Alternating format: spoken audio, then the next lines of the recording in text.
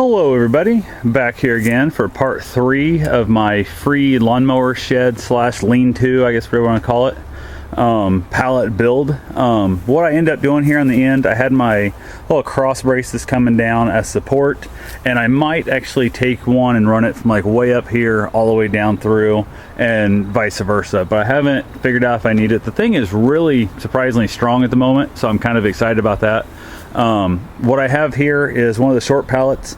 Actually, the same pallets I have going down that on the top, those three. I have two of them standing on their long end, wide, and the top one had to be cut down to match my roof slope.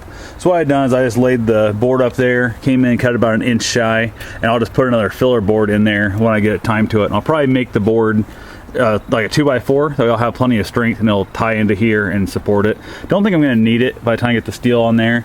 And what I done to cut that is I just use my little skill saw over there. It's like a Sawzall, cheap. I'm not even sure what brand it is, to be honest with you. I think it actually is a Skill brand, but it's a little chop saw there, the handheld chop saw with a wood cut blade. Same thing I use to cut off these pallets.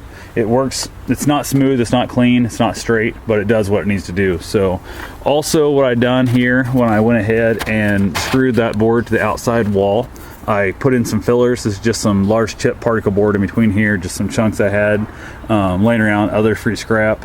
I cut a couple boards I had here that were like the ones that tie the two pallets together. I'm going to put another one here in the middle.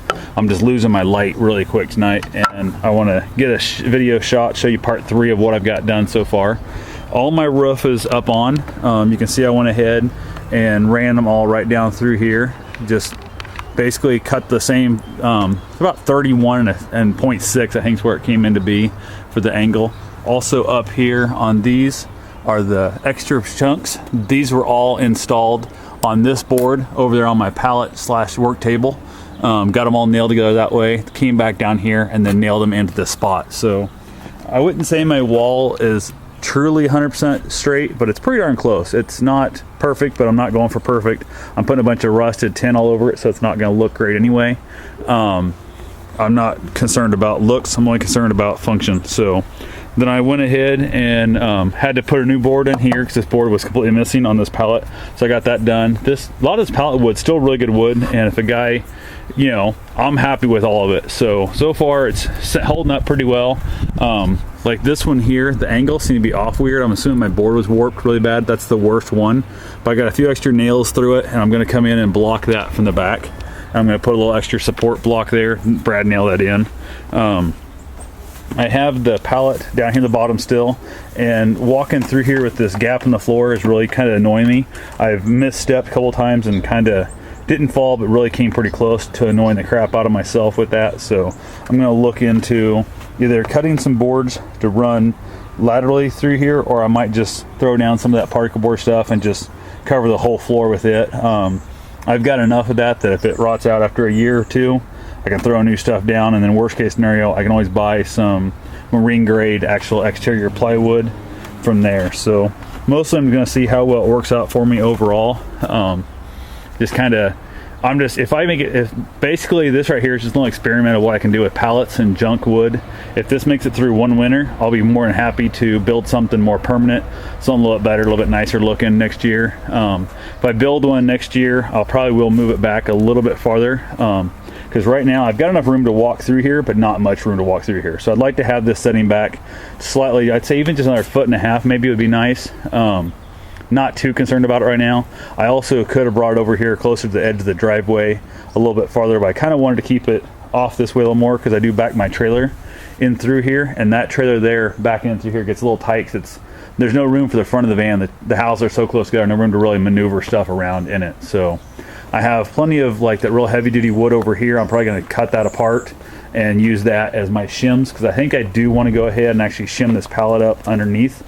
My plan is to either run a long board from here all the way back under, which run along with that one and on both those beams, or what I most likely will do is I'll come in, I'll cut a handful of blocks and then hand place them underneath, because this ground is not close to level. I should have brought a backhoe in, a whole bunch of things I could have done, smooth it out, but that'll be something I'll do down the road. If I decide I'm going to build a more permanent shed, I'll worry about that then. So Anyway, other than that, don't really know of much. Like I said, so far I've got $0 in this thing, except for screws and then some brad nails.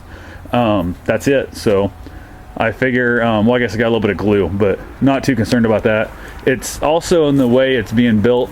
I can disassemble it into probably 5 pieces so far, and it won't be too bad to come apart if I had to move it, but no bigger than it is. I honestly think I can hook onto it with a couple chains and just drag it to the yard and move it where I need to go. If I need to take it a long ways, I can drag it upon a trailer and then transport it that way too. So anyway, that's all I got for today.